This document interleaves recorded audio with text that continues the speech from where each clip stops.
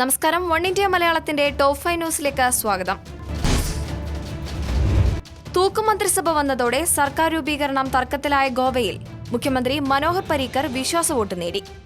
Supreme കോടതി നിർദ്ദേശപ്രകാരം നടത്തിയ വിശ്വാസ വോട്ടെടുപ്പിൽ 40-ൽ 22 പേരുടെ പിന്തുണ നേടിയാണ് മനോഹർ പരീക്കർ ഭരണം തുടരാനുള്ള വിശ്വാസം ഉറപ്പിച്ചത്.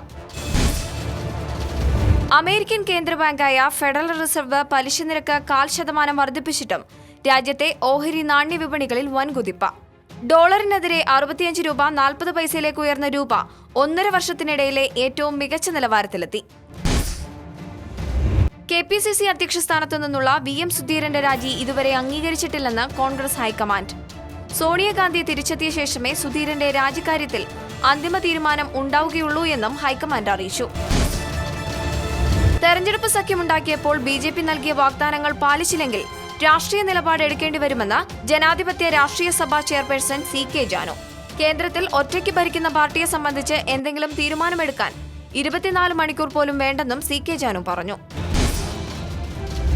ഇന്ത്യ-ഓസ്ട്രേലിയ മൂന്നാം ക്രിക്കറ്റ് ടെസ്റ്റിൽ ഓസ്ട്രേലിയ മികച്ച സ്കോറിലേക്ക്.